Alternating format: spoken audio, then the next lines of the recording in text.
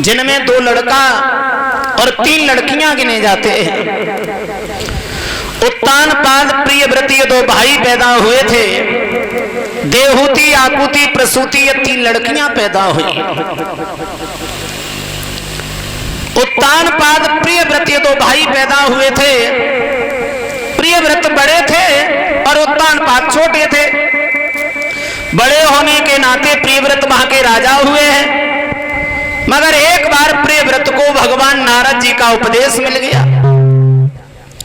जब इन्हें उपदेश मिला है तो इन्होंने जंगल में धनुष बाण छोड़ा है और जंगल में धनुष बाण छोड़ने के बाद भगवान के भजन के लिए निकल गए। उपदेश कब मिला?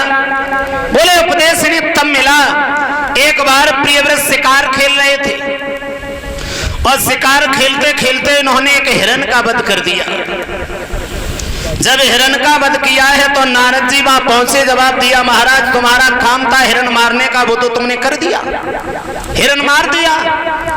अब हमारा ये कहना है तुमसे इस हिरण को दोबारा जिंदा कर दो। तो प्रियव्रत हंसने लगे।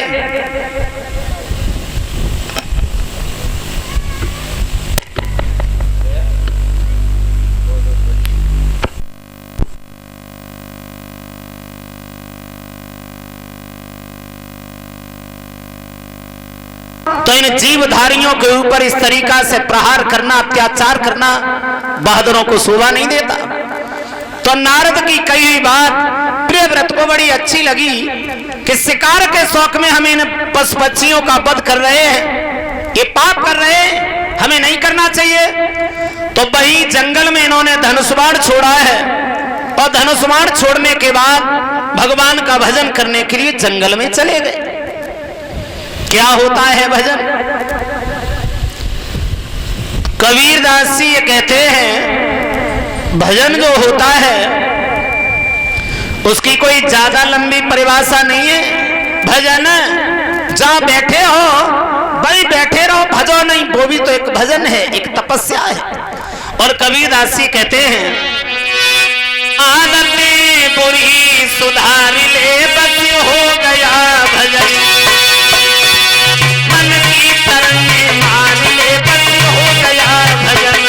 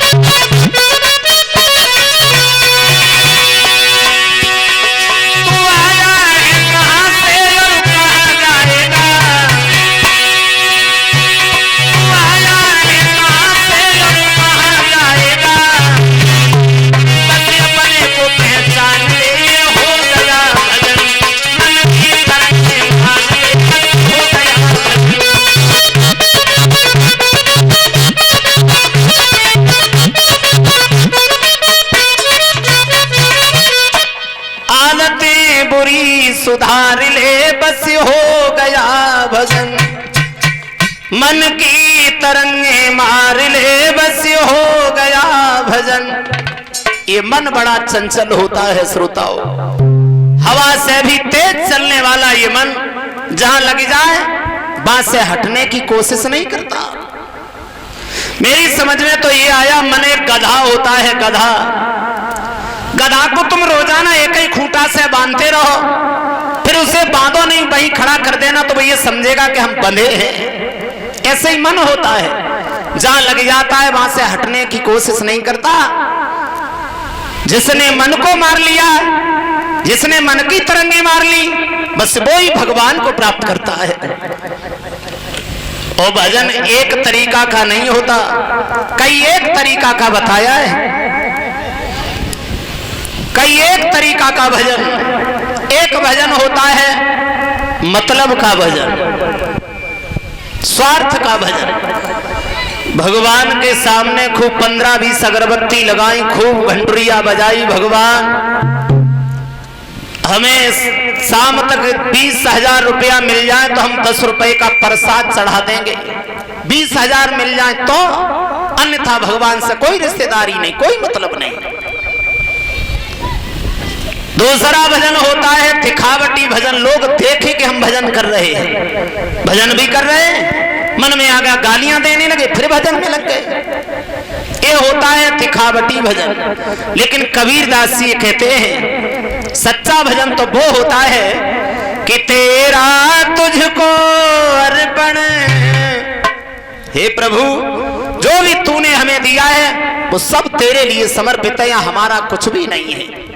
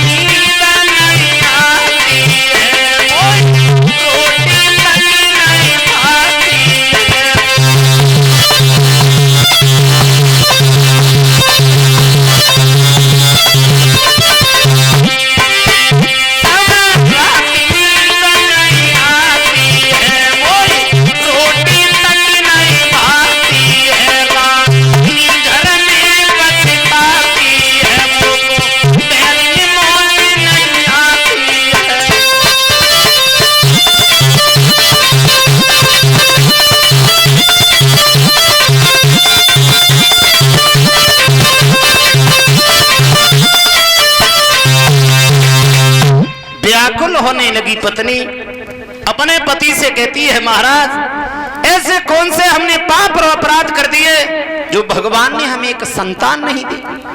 संतान न होने के कारण समाज में हमारा कोई सम्मान नहीं है। महिलाएं तरह तरह के सवाल उछाल करके हमें और तुम्हें कलंकित और अपमानित करती हैं। कोई तुम्हें कमजोर कहती है, कोई हमें बांझ कहती है। ये अपमान भरे शब्द हमसे सहन नहीं होते महाराज। तो तान पाद अपनी पत्नी को समझाते हैं, कहते हैं देखो भद्रे, पुत्र देना न देना, देकर के भी छीन लेना, ये सब परम पिता परमेश्वर की माया है। इसमें हमारा तुम्हारा कोई दोष नहीं है।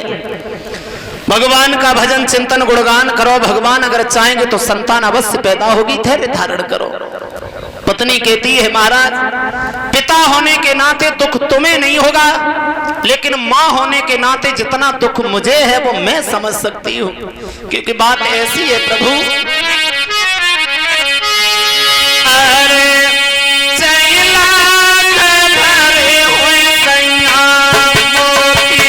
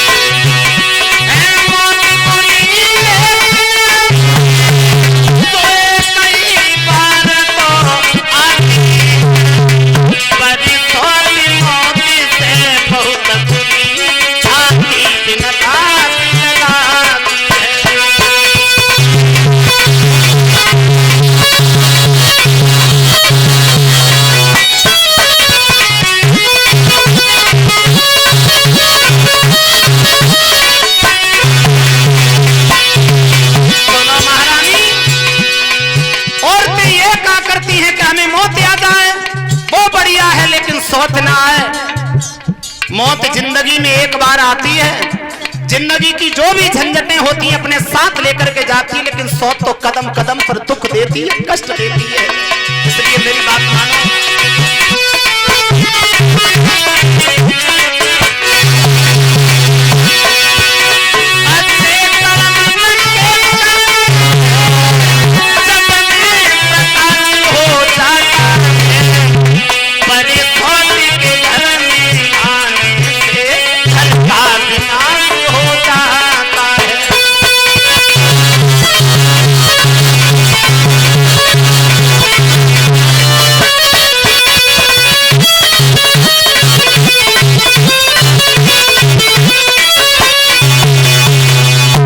इसलिए मेरी बात मानो, दूसरी शादी के लिए हमें मजबूर न करो। पत्नी बोली है महाराज कोई बात नहीं, एक पुत्र की खातिर हजारों दुख सहन कर लूंगी, लेकिन आप अपना दूसरा विवाह कर लो। जब नहीं मानी है बड़ी रानी, मजबूर कर दिया महाराज को, तो उत्तानपाद ने अपना दूसरा विवाह किया।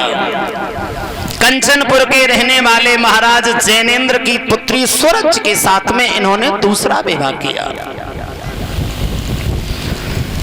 सुरज के साथ में दूसरा विवाह करते हैं। पहली पत्नी का नाम था सुनीति। सुमाने अच्छे, नीति माने विचार वाली, अच्छी आदत वाली, अच्छे स्वभाव वाली। दूसरी पत्नी जिसका नाम है स्वरुचि, सुमाने अपनी और रुचि माने इच्छा से चलने वाली, किसी की बात न सुनने वाली। जब दूसरा विवाह किया इन्होंने, विवाह करे लौट के आए, उसी सवन मनाई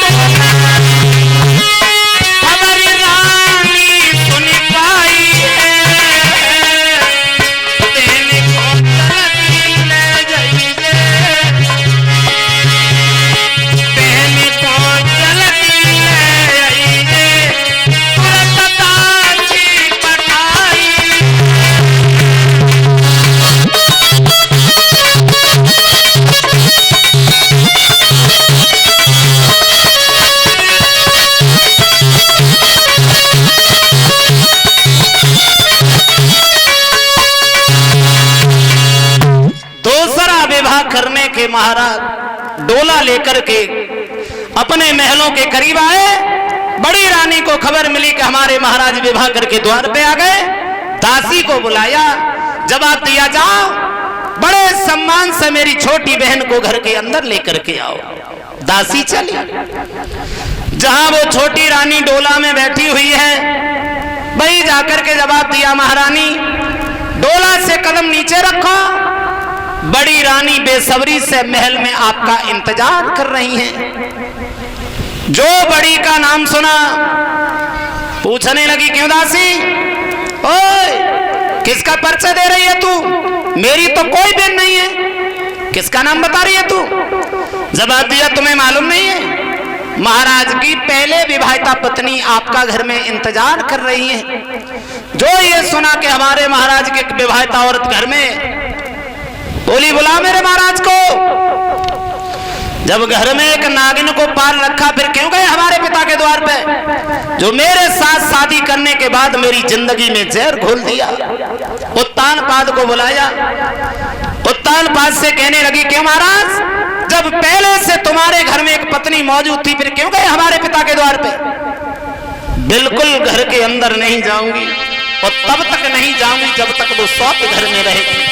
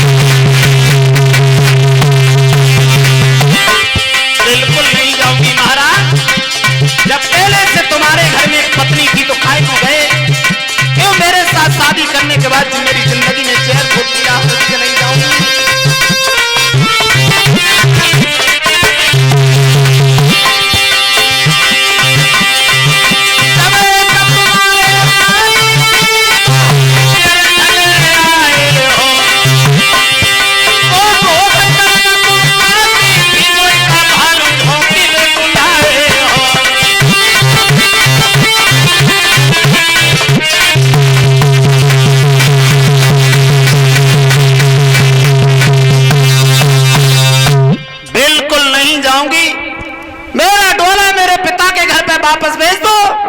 अगर सौत घर में रहेगी तो इस डोला से कदम हम नीचे नहीं रखेंगे।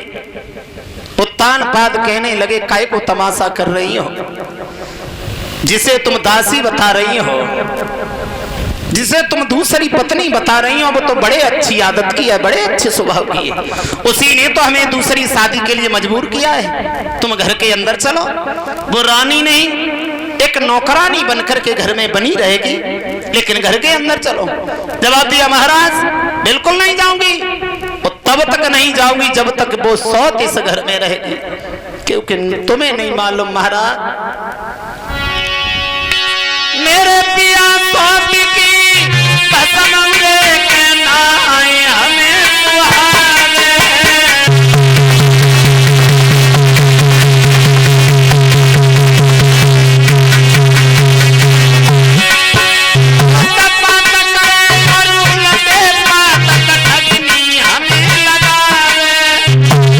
बिल्कुल नहीं जाऊंगी, हरगिज नहीं जाऊंगी, तब तक नहीं जाऊंगी जब तक वो सौत इस घर में रहेगी।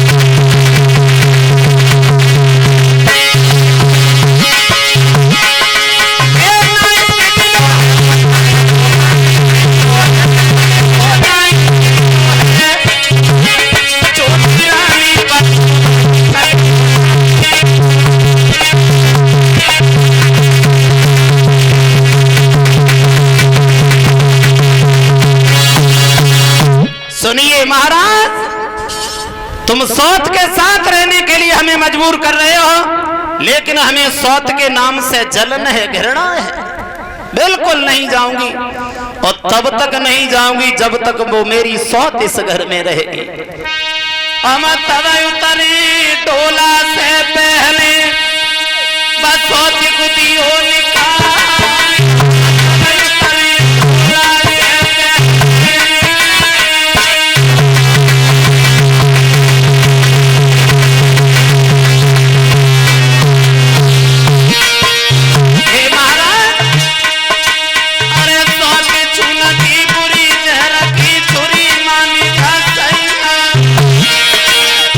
तो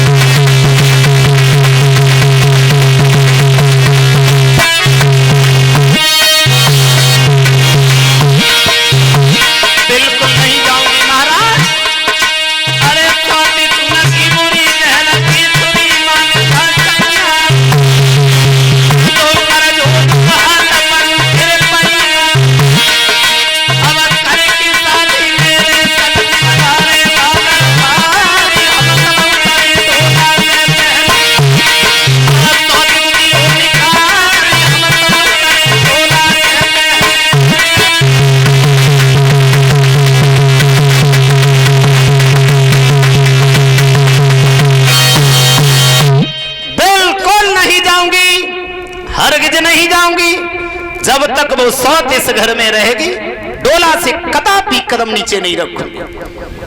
उत्तानपाद ने दासी से कहा, देख लिया तुमने, जाओ अब उसी बड़ी रानी को भेज दो, वो ही आए और वो ही से ले जाए। बड़ी रानी के पास खबर दी है, महारानी छोटी रानी तो डोला से कदम ही नीचे नहीं रख रही है, अब आप ही चलो, आप ही उन्हें ले आओ। चली है बड़ी रानी, छोटी के करीब आई तो दोनों हाथ जोड़े और हाथ जोड़ने के बाद जवाब दिया है, बहन घर के अंदर चलो, मैं रानी नहीं दासी बनकर के इस घर में बनी रहूंगी, तुम्हारी हर टैल बजाती रहूंगी, तुम्हारे जूठे बर्तन साफ करती रहूंगी, तुम्हारे जब कोई बच्चा पैदा होगा मैं उस बच्चे को खिलाती रहूंगी, जब तुम शाम को सोओगी तो तुम्हारे पैर दबाती रहूंगी, लेकिन घर के अंदर चलो। हीन भावना में बड़ी ने छोटी से कहा,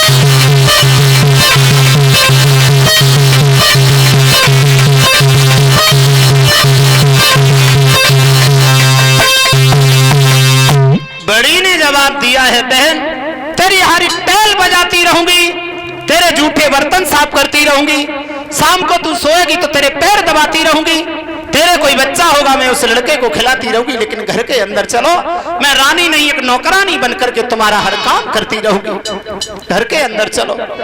जो छोटी ने सुना मेरे बच्चे को खिलाएगी, अपने महाराज से कहा, देख लिया महाराज क्या कह रही है ये, मेरे बच्चे को खिला रहे, इससे लड़का देगा कौन खिलाने के लिए, क्योंकि इसके तो लड़का हुआ ही नहीं, तो ये जाने क्या कि माँ की ममता होती क्या है। जो मैं इसको बच्चा दूंगी तो ये गला घोंटी खाई जाए,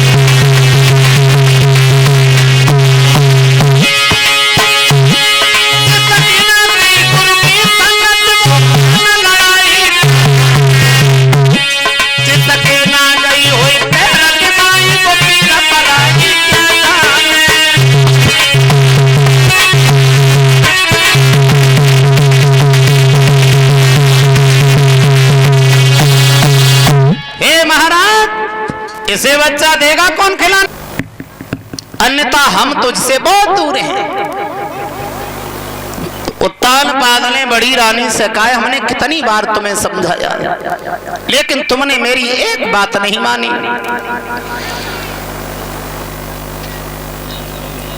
बड़ी ने जवाब दिया है, महाराज को तुम काहे को दुखी हो, जो सौते हमसे कही रही बामे न मोई कोई उजर, एक शेर पति जो तुहे मैं तो ताई सो कर ले गुजर।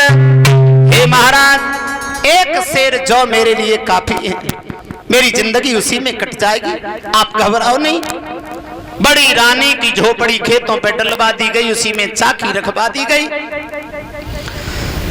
चली है बड़ी रानी, अपने महाराज के पैर छूती है और मेलों से खेतों की ओर चली, मगर दिल में बड़े विचार आ रहे हैं। सोच रही है, हे परमात्मा, या तो स्त्री का जन्म न देना, स्त्री का जन्म देना तो उसकी गोदी कभी खाली मत रखना। परमेश्वर, उस स्त्री का कोई सम्मान नहीं होता जिसके कोई संतान नहीं होती। आँखिन में आंसू भरी आए, घर से महारानी चली थी।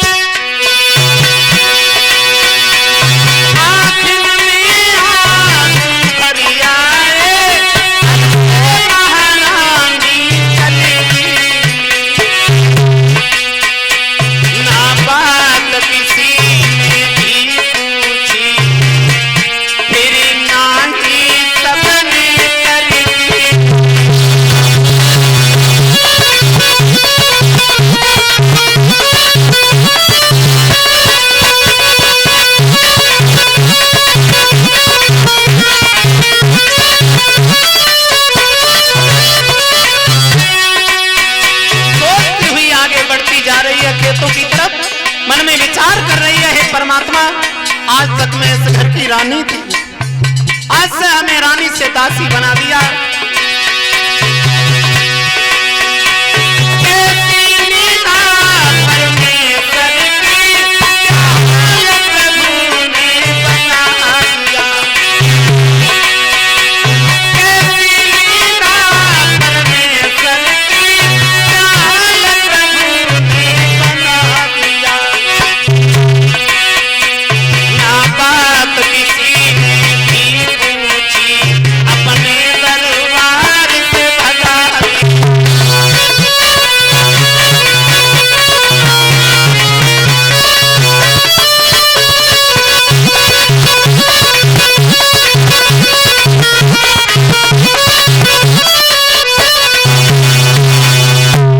बड़ी रानी चली है खेतों की तरफ और छोटी रानी महल के अंदर।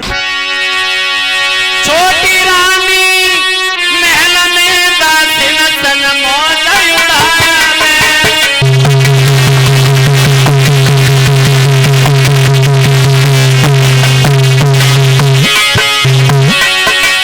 एक कच्चों की रोटी खाई रही रे, एक कच्चों की रोटी खाई रही रे, आगे गुजर चलाए।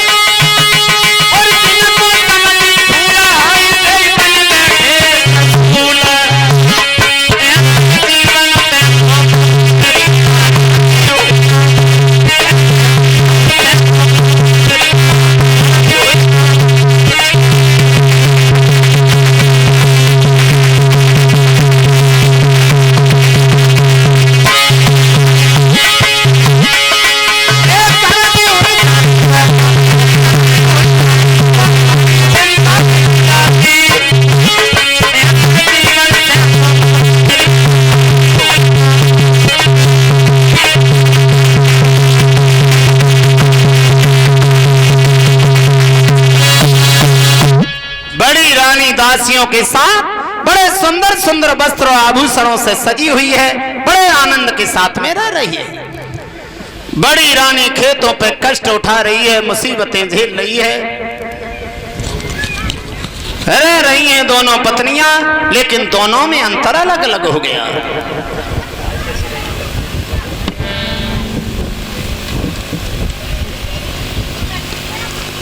ये 50 रुपया हमें भेंट कर रहे हैं विपिन कुमार दूधिया, जो इसी गांव बालमपुर के रहने वाले हैं। उन विपिन कुमार दूधिया जी की तरफ से ये 50 रुपया हमारे करीब आए हैं। लिखा है लंगुरिया के बारे में। 50 रुपया भेंट कर रहे हैं अशोक कुमार, वो भी इसी गांव बालमपुर के रहने वाले हैं। कह रहे हैं पर्दा हटा दे।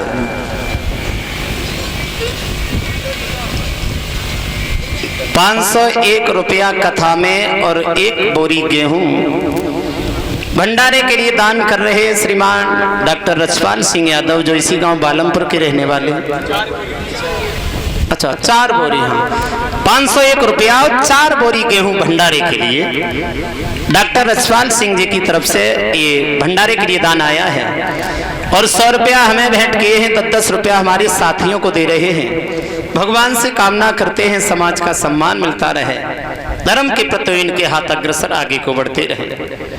श्रोताओं, बड़ी रानी जब महलों में छोड़ करके झोपड़ी में रह रही है, बड़े दुख उठा रही है, बड़े कष्ट झेल रही है। एक दिन महारानी ने सोचा है, जब हमारे पास से हमारे प्राण नाथ ही छूट गए तो ये प्राण इस शरीर में काय को है। अब ये दुख भरी जिंदगी हमसे जी नहीं जाती, तो आधी रात के वक्त उठी है महारानी, घर से जंगल में मरने के लिए चली है। मगर सोचती हुई जा रही है, क्या हमें मालूम था कि पुत्र की खातिर हमें यहां तक भटकना पड़ेगा। क्या खबर थी हमें एक तेरा दुनिया हो जाएगा। क्या खबर थी हमें।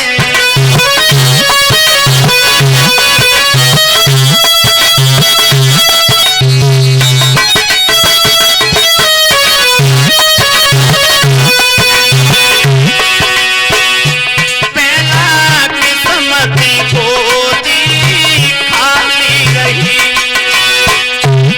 दूसरा दुख पति की बाएं छूट गई, तीसरा दुख किस्मती कहाँ ले गई। मेरा दम निकल जाएगा। क्या खबर थी हमें।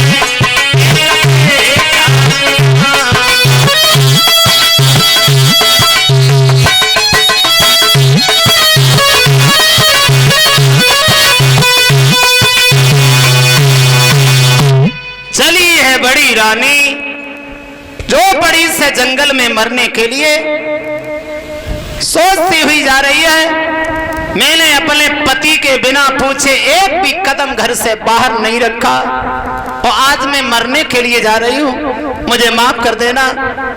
जंगल में बढ़ती हुई चली जा रही है। अकस्मात देवर्षि नारद सामने आ गए। जवाब दिया, बेटी कहां जा रही हो। कहने लगी, बाबा जी मैं मरने के लिए जा रही हूं। क्यों। क्योंकि मेरे कोई पुत्र नहीं हुआ इसलिए। तो नारद जी हंसने लगे, हाँ पुत्र नहीं हुआ तो तू मरने के लिए जा रही है, और मर जाएगी तो क्या लड़का हो जाएगा।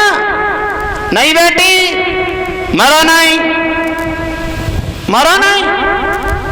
क्रोध में आकर के लोग आत्महत्या तो कर लेते हैं, लेकिन उनकी आत्मा को शांति नहीं मिलती। काहे को मरने आई। जवाब दिया, महाराज मेरे कोई लड़का नहीं हुआ इसलिए।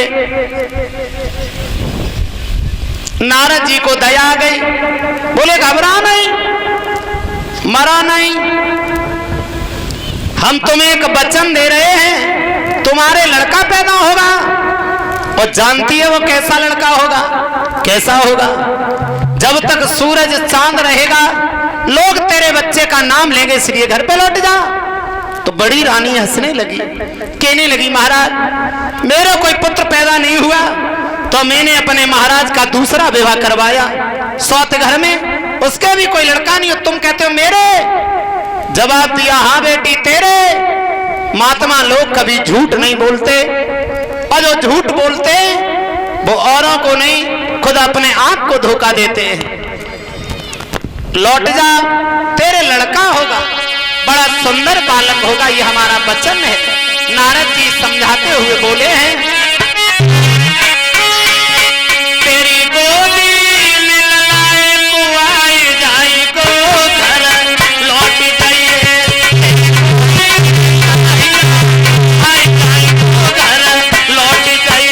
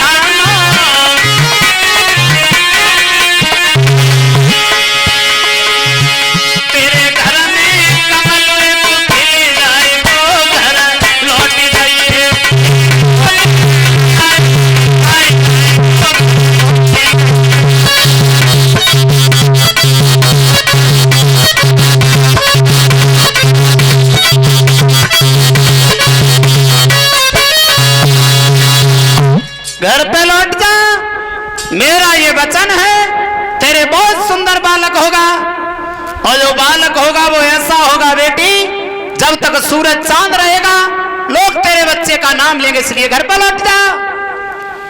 लौट तो आई महात्मा की बात सुनकर, लेकिन टूटी सी चारपाई पे आकर के महारानी लेट गई, मगर नींद नहीं आई।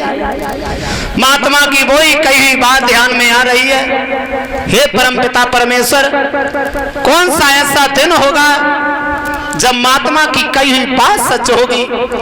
कौन सी वो घड़ी आएगी जब एक छोटा सा बच्चा मेरी गोदी में खेलेगा? कौन सी ऐसी घड़ी होगी, कौन सा वो वक्त होगा जब लोग हमें पुत्रवती की दृष्टि से निहारेंगे? लेट तो गई लेकिन नींद नहीं आई। अरे लेट गई घर जाए रात भरी नींद नहीं आई।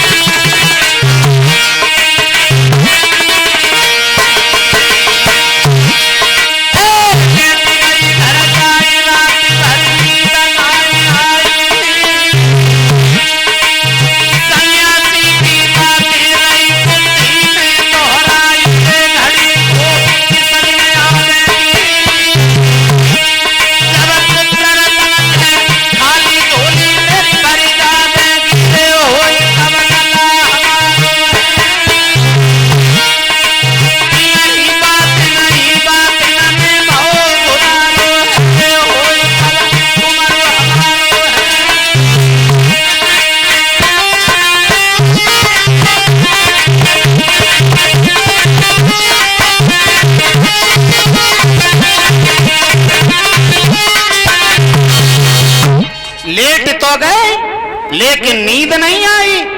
वही महात्मा की कही हुई बात दिल में दोहरा रही है, भगवान वो घड़ी कब आएगी जब एक छोटा सा बच्चा मेरी गोदी में खेलेगा? कौन सा वो वक्त आएगा जब लोग हमें पुत्रवती की दृष्टि से निहारेंगे। रहने लगी है। उधर महाराज उत्तानपाद ने घोड़ा सजवाया, शिकार खेलने को चले। पूरे दिन शिकार खेलते रहे। जब ये घर के लिए लौटे तो इन्हें शाम हो गई, रात हो गई रात। और जब शाम के करीब घर पे लौटे, क्या देखा? छोटी रानी बड़े आराम से सोई हुई है, महल का दरवाजा बंद है। उत्तानपाद द्वार पे खड़े होकर के दरवाजा खटखटाने लगे। रानी, किवाड़ खोला। कोई नहीं बोला। अरे बोल क्यों नहीं रहे? किवाड़ खोला। कोई उत्तर नहीं आया। उत्तानपाद फिर चिल्लाने लगे, लगता है इस महल की दासियां भी सो गई क्या? किवाड़ खोलो। अब किवाड़ कौन खोले? छोटी रानी जो है, सुकनी सोई गई रानी है, राजा की सुन जाने वाली है।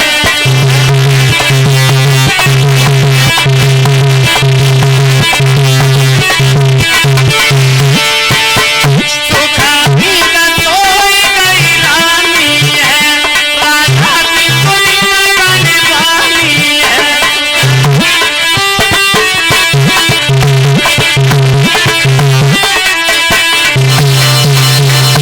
छोटी रानी बड़े आराम से सोई हुई है, दरवाजा बंद है।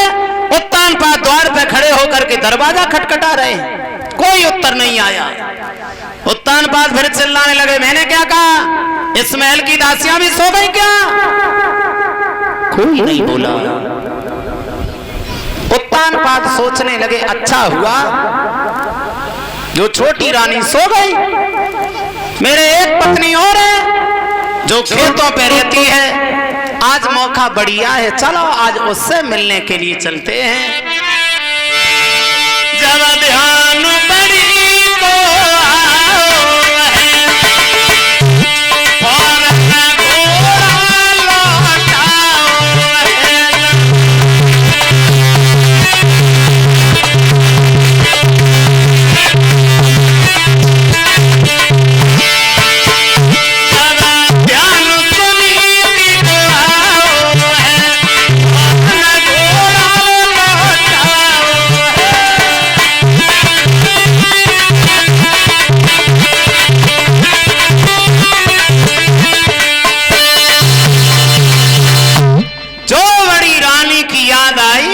चुपचाप महाराज लौट आए और बड़ी रानी के पास खेतों पे पहुंचे। जैसे ही बड़ी रानी ने अपने पति को आते हुए देखा, बड़ा सम्मान किया, जैसे पहले किया करती थी। सम्मान करते हुए पत्नी ने अपने महाराज को बड़े सुंदर से आसन पर बिठाया। आवत देखो पति अपने को वे ले गई घरे लिवाई, सुंदर आसन नाय डाली तो टूटी चारपाई।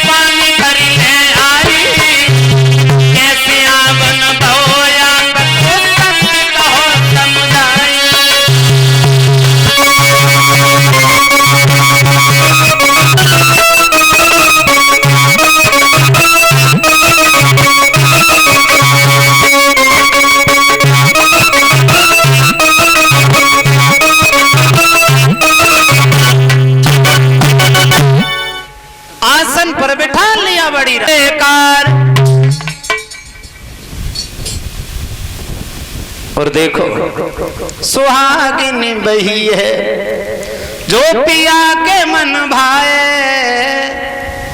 और अभागिन वही है जो दिल से उतर जाए। ये बात तो हम लोग कहा दिया करते हैं, मगर ये इस बात का एक बार हमने एक ट्रक की प्लेट के पीछे लिखा हुआ देखा, ठीक इसके विपरीत। उसके ऊपर ये लिखा था, नारे बही जो पिया मन भाए, नारे बही जो पिया मन भाए, और पिया बही जो रोजाना पी के ही घर आए। पत्नी कहती है, महाराज तुम काहे को दुखी हो? जब तुम अपनी जगह सुखी हो तो हम पहले से सुखी हैं, घबराओ नहीं। क्योंकि उपदेश देते हुए पंचवटी पे अनुसुईया ने भी सीता से कहा था, बेटी सीता बहुत अच्छा काम किया तुमने, जो पति के साथ 14 वर्ष बिताने के लिए इस वन में चली आई। क्योंकि हर स्त्री का ये धर्म बनता है जो दुख और सुख में पति का साथ दे। कुछ और कहा था, तुम कर्म करने चाहिए और तुम गति के लिए, पत्नी होती है पैदा पति के लिए, पत्नी होती है पैदा पति के लिए।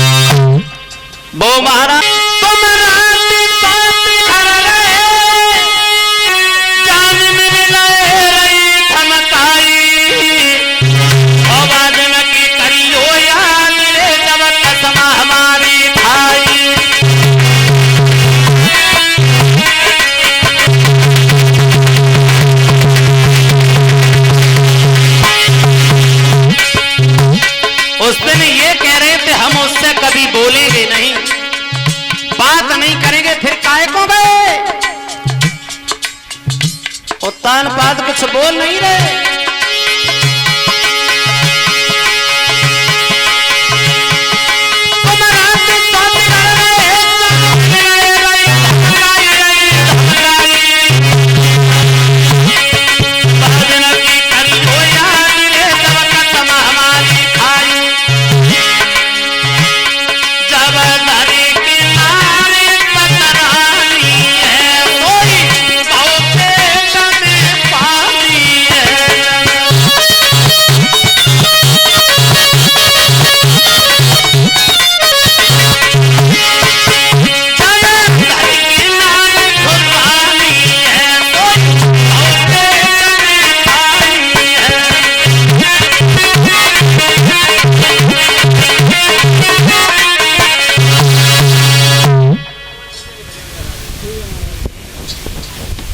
कलश वाली कन्याएं बाहर आ जाएं, जिन्होंने कलश भरे हैं वो निकल करके सामने आ जाएं।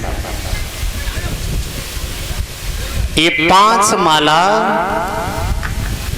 यज्ञपति परिषद और उनकी धर्म पत्नियों एक ने किया गर्भाधारण और पलंग में छोड़ा।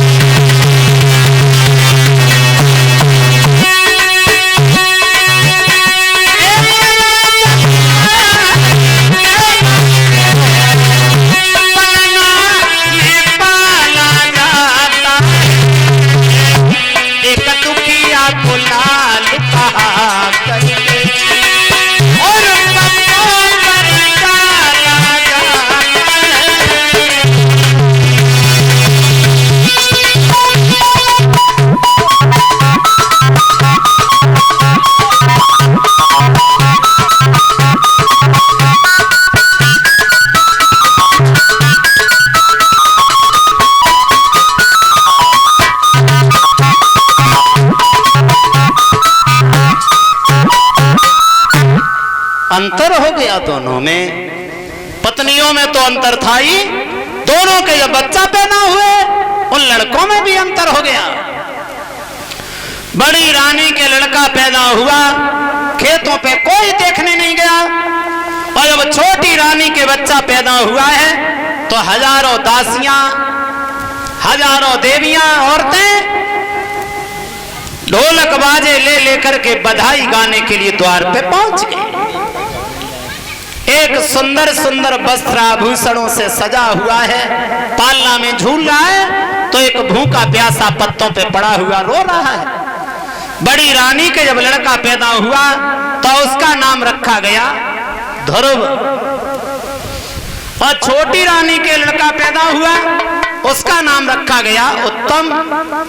अब धीरे धीरे ध्रुव और उत्तम अपनी अपनी किस्मत के अनुसार घर में कुछ बड़े होने लगते हैं, समझदार हुए हैं। कितने बड़े हुए बोले, ज्यादा नहीं, सिर्फ बच्चों में खेलने के लायक।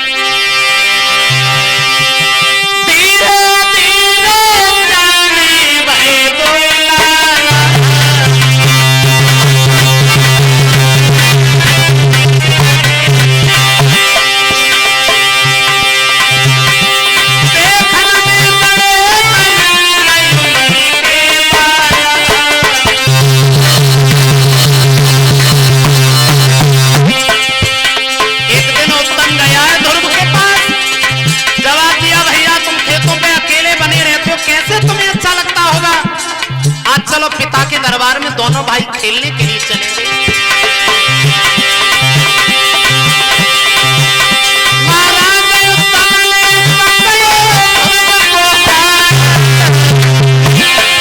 चलिए भैया मेरे संग में खेलेंगे मेरे साथ।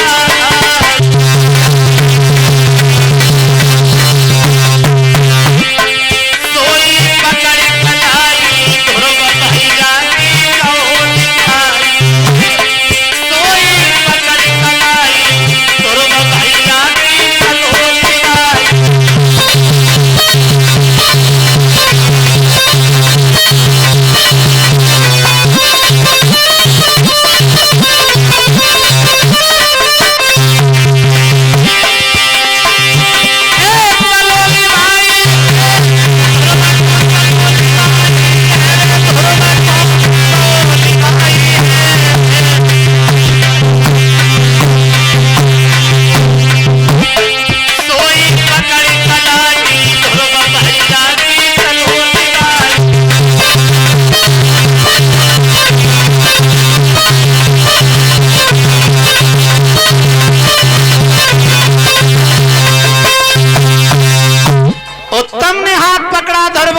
दिया, भैया अकेले बने रहते हो खेतों पे, कैसे अच्छा लगता होगा। चलो आज हम और तुम दोनों भाई पिता के दरबार में खेलने के लिए चलेंगे। दोनों भाई पिता के दरबार में पहुंचे। जैसे ही उत्तानपाद ने दोनों बच्चों को आते हुए देखा तो बड़े खुश हुए और सोचने लगे हमारी दोनों पत्नियों में नहीं बनी तो कोई में कोई नहीं हो। और उस दासी का लड़का महाराज की गोदी में, वो भी गद्दी पे, मुझसे तो देखा नहीं गया। मैं चुपचाप धीरे से निकल आया और जो ये बात छोटी रानी ने सुनी तो भागी और दरबार में पहुंच गई। दरबार में जाकर के ध्रुव को गोदी से उठाया, गाल में तमाचा दिया, का नीच, तेरी इतनी बड़ी हिम्मत जो तू महाराज की गोदी में बैठ गया। तेरी किस्मत नहीं है ध्रुव जो तुझे महाराज की गोदी बैठने को मिले।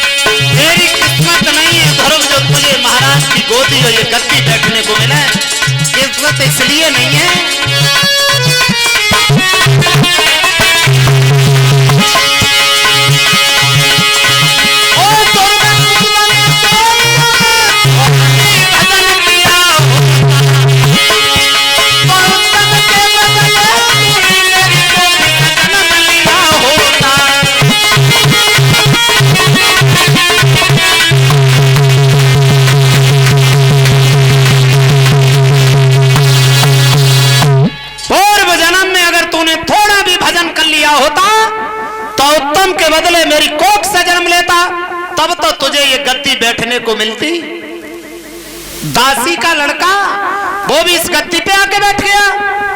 रोते हुए ध्रुव घर की ओर चल दी है। मौसी आज आया, आज के अलावा कभी नहीं आऊंगा। छोटी बोली जा जा, दोबारा मैंने तुझे इस दरबार में देख लिया तो तेरी दोनों आंखें निकाल लूंगी। जा। रोते हुए ध्रुव घर की ओर चले। माँ ने जैसे ही आते हुए देखा है अपने पुत्र को, क्या हुआ लाला, क्या हुआ? जब तुम इधर से गए थे तो बड़े खुश होकर के गए, मगर उधर से आए तो रोते हुए काहे को आए? क्या हुआ? आपस में दोनों भाई झगड़ गए या फिर कोई और बात बन गई? बोलो बेटा। पूछने लगी वो मैया। मोसी दुखियारी के लला कोई बिना बेदर्दी ने मारो रे।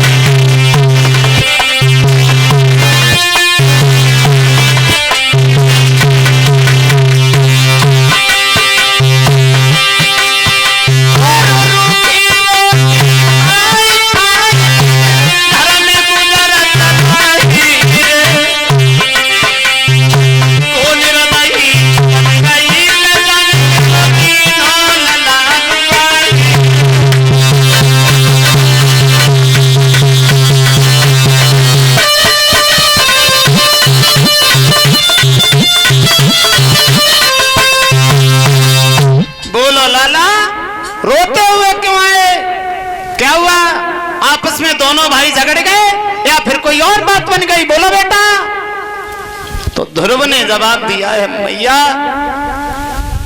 आज हम और उत्तम भैया दोनों लोग पिता के दरबार में खेलने के लिए गए। पता नहीं मौसी कहां से भागती हुई चली आई। मौसी ने मुझे बहुत मारा भैया, बहुत मारा। तो माँ कहने लगी, लाला मौसी नहीं तो मारा? अरे मौसी भी तो माँ होती है, रो नहीं, रोते नहीं है। मौसी ने मारा तो क्या हुआ, रो नहीं। उत्तम ने जब वो ध्रुव ने जवाब दिया है, मैया मौसी के मारने का हमें दुख नहीं है, दुख है तो सिर्फ एक बात का। बबुला ने आदर से मैया मोई गोद में बैठा रो।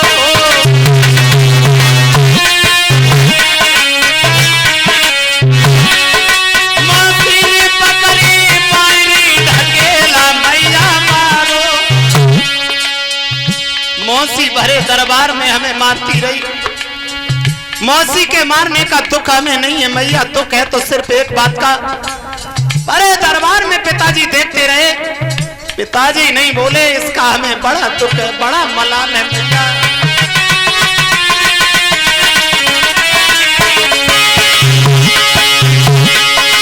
मेरी मां का बचन कलेजा खोले हैं, मेरी मौसी को दुख नाए, पिता नहीं दुखते बोले हैं। सोच कर कर मन किया माता,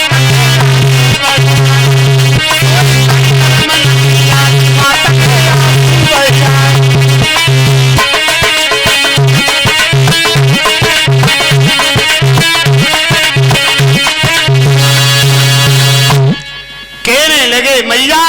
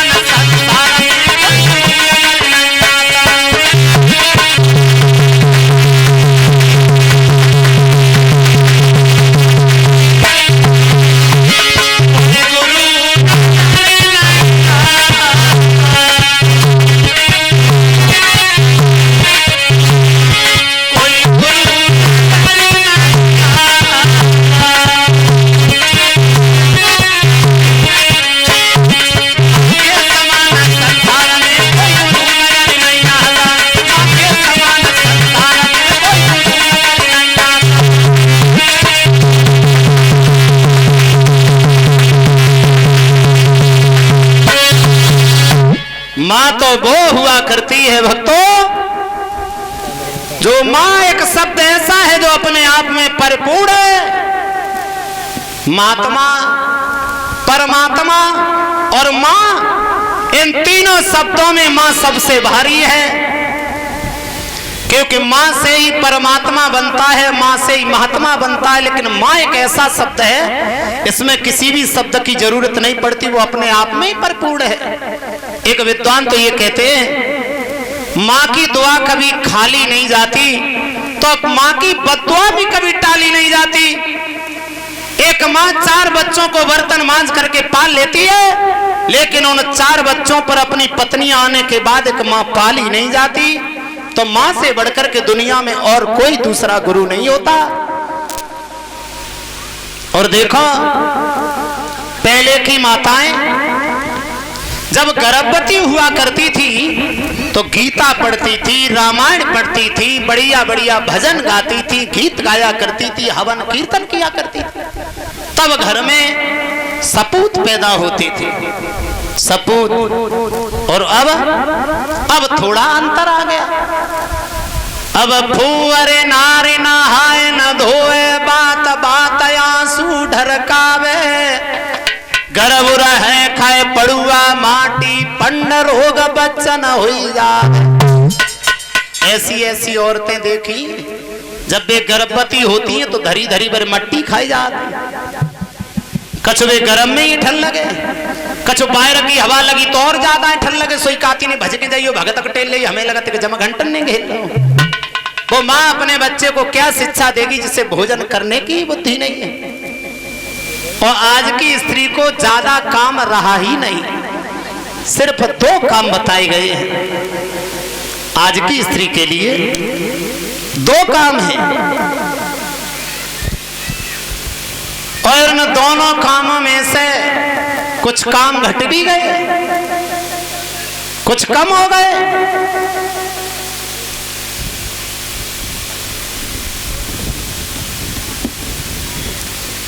नारी के बस 2 ही काम, पी से खाए और सोई जाए। इन काम में कर कर के भाई सुबह से संध्या हुई जाए। वो कवि ये कहते, स्त्री के लिए 2 काम बताए गए हैं, पी से, बनाए खाए और सो जाए। और आज के युग में तो पीसना भी नहीं पड़ता। अगर घर पे आटा निगट जाए तो भले चावल बनाए हुए पड़े, लेकिन चाकी से कोई नहीं पीसेगी। अंतर आ गया, बदलाव हो गया है। अब तो सिर्फ एक शौक बचा है हर स्त्री को, एक शौक। कौन सा? रह गया शौक इनको केवल अपनी कोठरी सजाने का। अपने शरीर को सजाने के अलावा दूसरा कोई शौक ही नहीं है। घर में देखो 100-2 दिना से झाड़ू ना लगो, कोई चिंता ना। बर्तन में निहारो तो बर्तन सब्जी से लिसे पड़े, कोई मतलब ना। दूध की हड़िया गाय निहारो तो कुत्ता कबड्डी खेल रहे, कोई चिंता ना है। बच्चन की ओर निहारो तो जमालम पत्ते मुंह पे मोमबत्ती की फैक्ट्री सी चल रही है, कोई मतलब ना है। और अम्मा माँ निहारो तो जमालम पत्ते के रमीना टंडन यही शूटिंग करने को चली है। रह गया शौक न को केवल अपनी कोठरी सजाने का, श्रृंगार चित्र के बनाने का, और फिल्मी गाना गाने का। इसके अलावा अब किसी भी स्त्री के पास कोई समय ही नहीं है। तो माँ ने जवाब दिया, लाला भगवान जंगल में रहते हैं, अभी तो नहीं, बड़े हो जाओ तब तो भगवान से मिलने के लिए जाना। तो ध्रुव कहने लगे, मैया अब हमें मंदिर की रास्ता बताने के बाद तुम जो मोरी की तरफ खींचने लगी हो, पहले हम भगवान के दर्शन करेंगे, बाद में कोई बातें और देखेंगे। रही बात बड़े होने की, तो मैं तो बड़ा हो गया मैया, हमें आज्ञा दे दो। जिंदा रहा दोबारा लौट के तुम्हारे करीब आऊंगा, और मर जाऊं तो तुम ये सोच लेना कि तुम्हारे गर्भ से कोई बच्चा पैदा ही नहीं होगा। जो जिंदा मैया रहेगी तो करे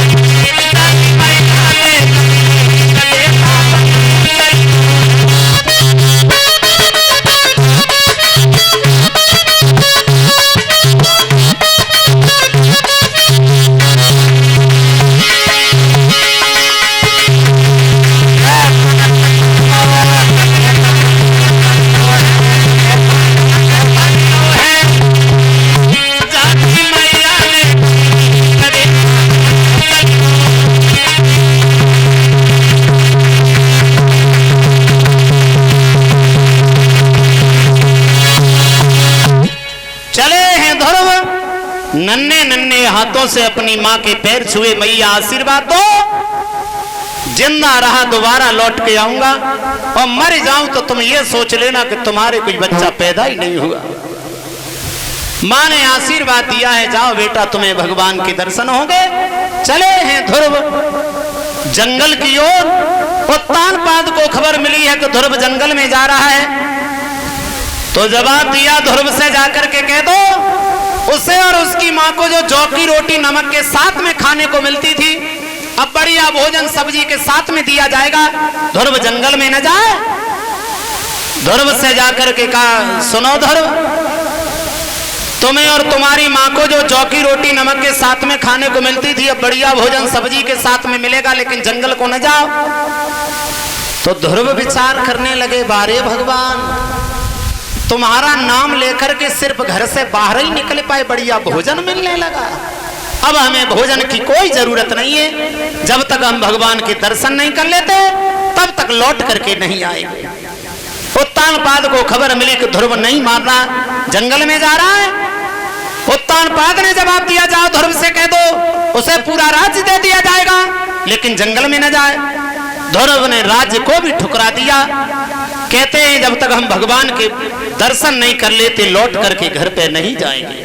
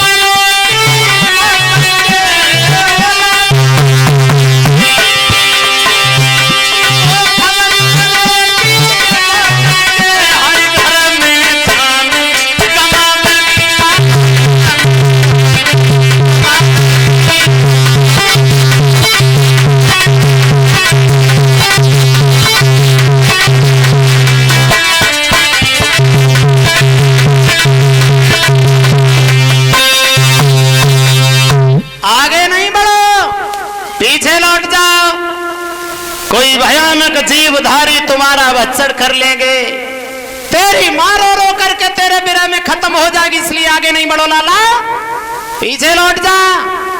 अरे हजारों सालें हो गई हमें जंगल में तपस्या करते करते और हमें भगवान के दर्शन नहीं हुए, तुम ऐसे भागते हुए चले जा रहे जैसे भगवान जंगल में बैठे, भाग के पकड़ लोगे।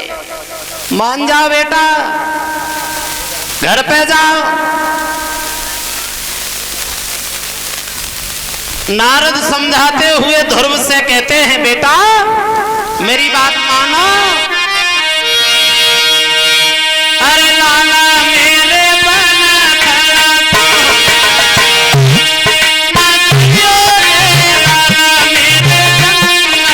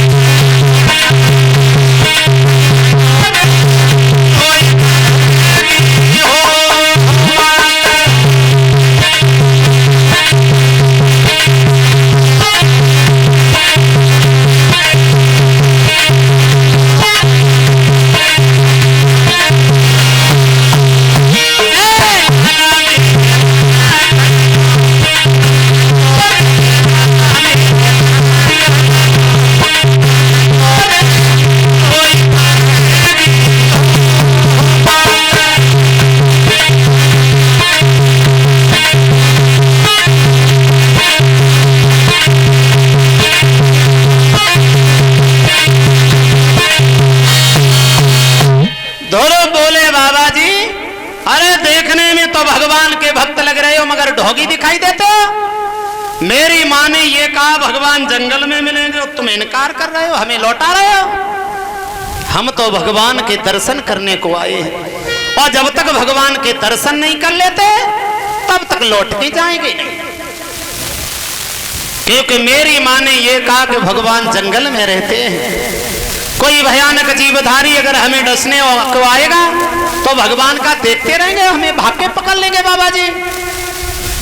तो नारद बोले बेटा अब हमें मालूम पड़ गया कि तुम्हें भगवान के दर्शन अवश्य हो।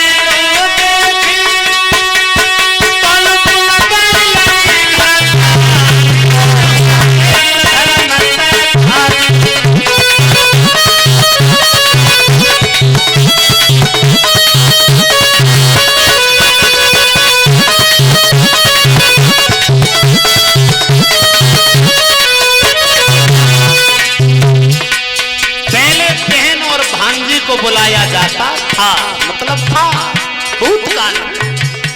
अब बहन भांजी की जगह सालियां बुलाई जाती। चलो वो भी किसी की बहन है, ये भी बात छोड़ो। द्वापर युग में कृष्ण राज्य में वही दूध की नाली।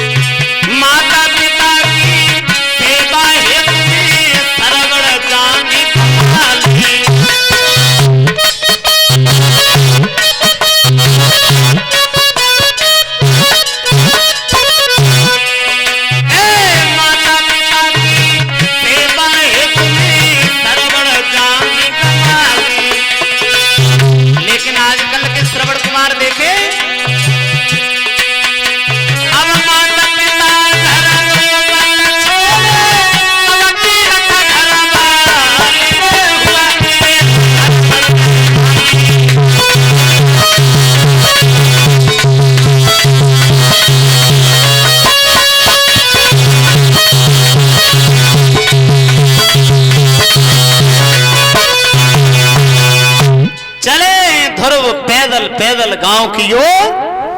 तो सबसे पहले ध्रुव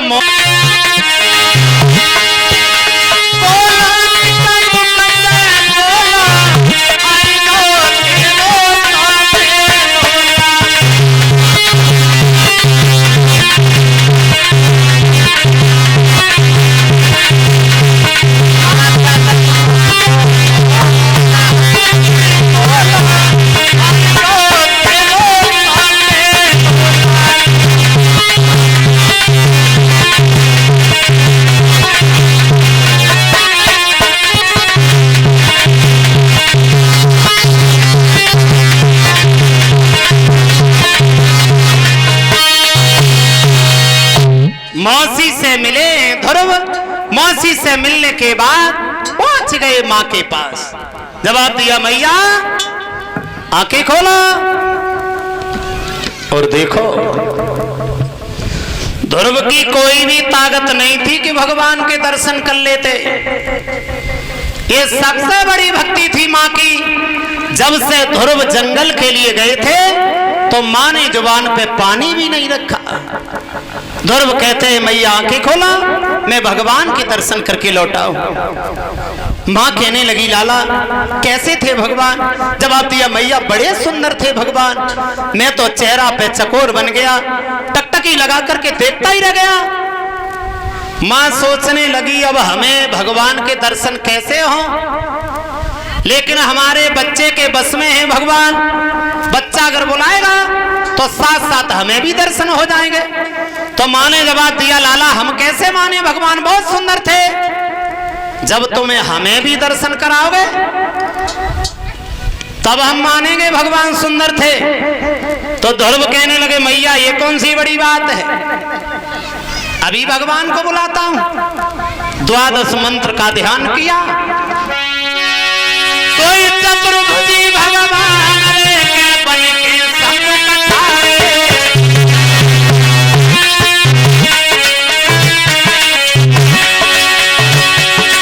और रंजक छोड़ के प्रेम बहिरेगा है।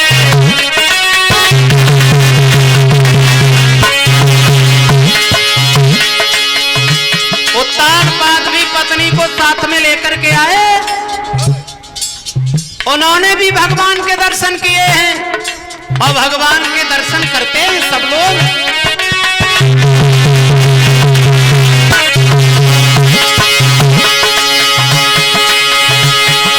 महाराज गली से आएगा खाना और धनी धनी है बेटी हमसे मांगिए वरदान।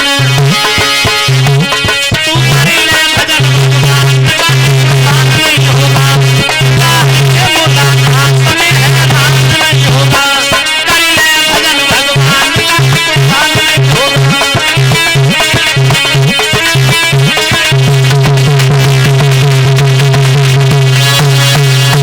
सबके बीच में आए हैं भगवान। उत्तानपाद ने जवाब इसलिए मार दिया, कुबेर के घर में एक लड़की थी जो उत्तम को बहुत चाहती थी। एक बार उत्तम घूमता हुआ आ रहा था, लड़की रास्ता में मिल गई। जवाब दिया, उत्तम खड़े हो जाओ। उत्तम खड़ा हो गया। कहो? जवाब दिया, तुम हमारे साथ शादी कर लो।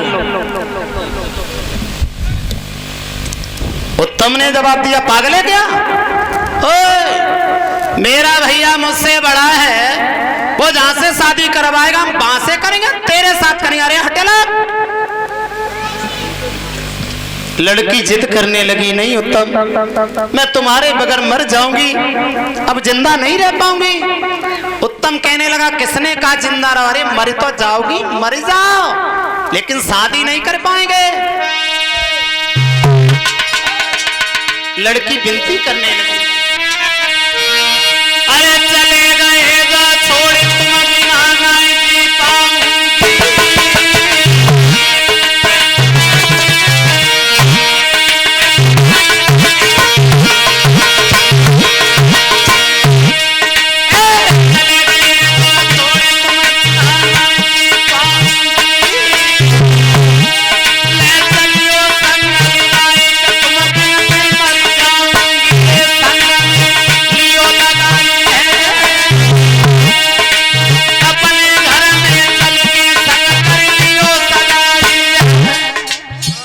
उत्तम बोला, कितनी बार हम तुझसे मना करें, तेरे साथ शादी नहीं करेंगे। अरे रास्ता छोड़ दे मेरा।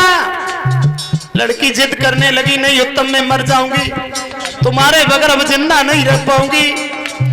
दोष भी नहीं है उस लड़की का, क्योंकि विद्वान ही कहता है, ये प्रेम बुरी संधि रति तुम झूठ मती मानो।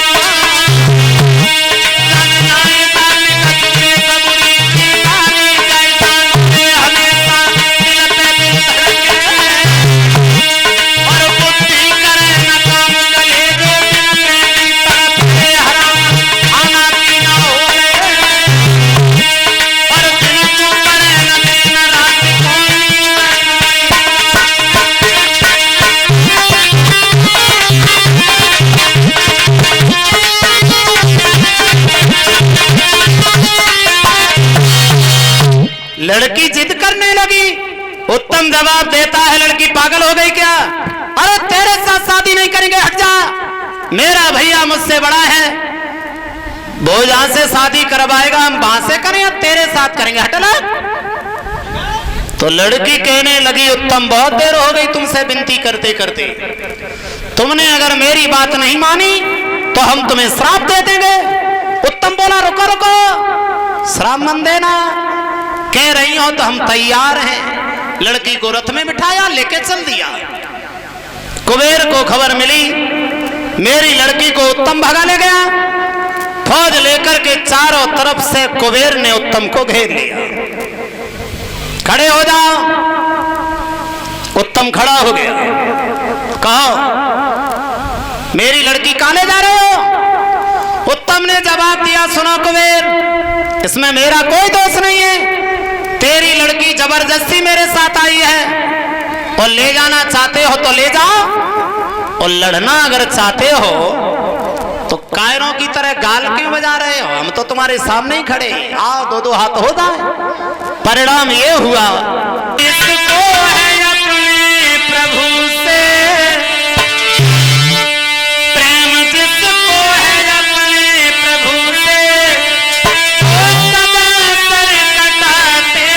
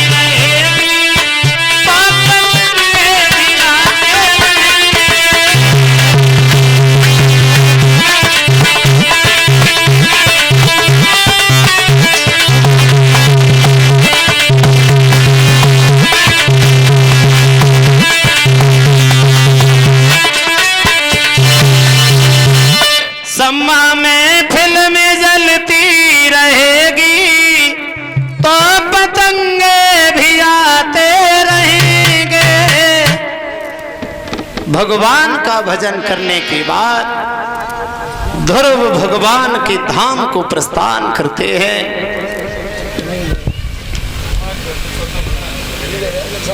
1100 रुपया राजन सिंह रिश्तेदार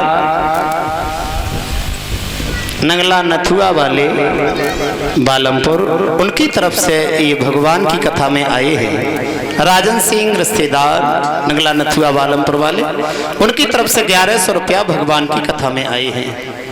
भगवान से कामना करते हैं समाज का सम्मान मिलता रहे, धर्म के प्रति इनके हाथ अग्रसर आगे को बढ़ते रहे। श्रोताओं, शुभ कर्म जितनी जल्दी हो सके उसे उतनी ही जल्दी कर देना चाहिए, और गलत कार्य से जितना टालो उसका टलना ही सदैव बढ़िया हुआ करता है। क्यों? मरते वक्त रावण जब मर रहा था तो राम ने लक्ष्मण से ये कहा था, लक्ष्मण रावण विद्वान है और ये दुनिया छोड़ के जा रहा है, तो इससे कुछ मांग लो, सीख लो। लक्ष्मण गए, जाकर के सर की तरफ खड़े हो गए, भैया रावण हमें भी मरते मरते कुछ बताते जाओ। रावण बोला ही नहीं, लौटे आए, जवाब दिया भैया वो तो बोला ही नहीं। कहाँ खड़े हुए थे? बोले सर की तरफ।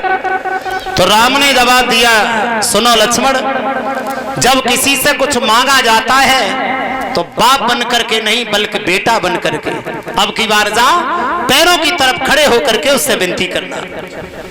तो लक्ष्मण दोबारा गए और जवाब दिया, भैया तुम दुनिया छोड़ के जा रहे हो मगर जाते जाते हमें भी कुछ बताते जाओ। तो रावण ने जवाब दिया है, सुनो लक्ष्मण, सिर्फ 2 बातें हम कहेंगे। क्या कहेंगे? केवल 2 बातें कहनी है, तुम कार्य की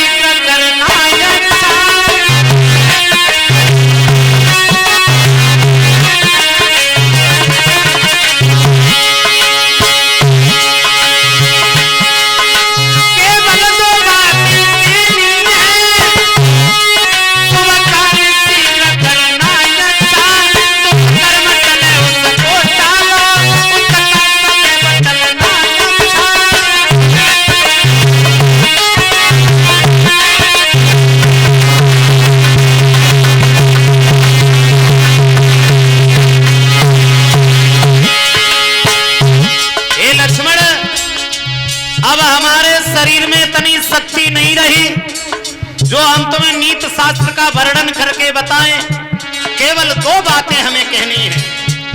शुभ कर्म जितनी जल्दी हो सके उसे उतनी जल्दी कर डालो, दुष्कर्म से हमेशा टालते रहो, उसका सदैव टलना ही बढ़िया है। क्योंकि हमने भी कुछ बातें सोची थी।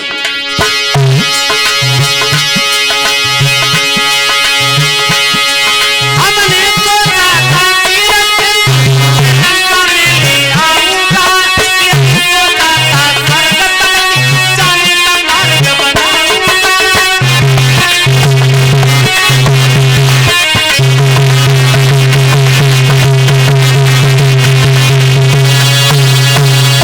हे लक्ष्मण, हमने ये सोचा था कि क्षीर सिंधु को लंका में ले आऊंगा या लंका से लेकर के स्वर्ग तक जाने का मार्ग बनाऊंगा, लेकिन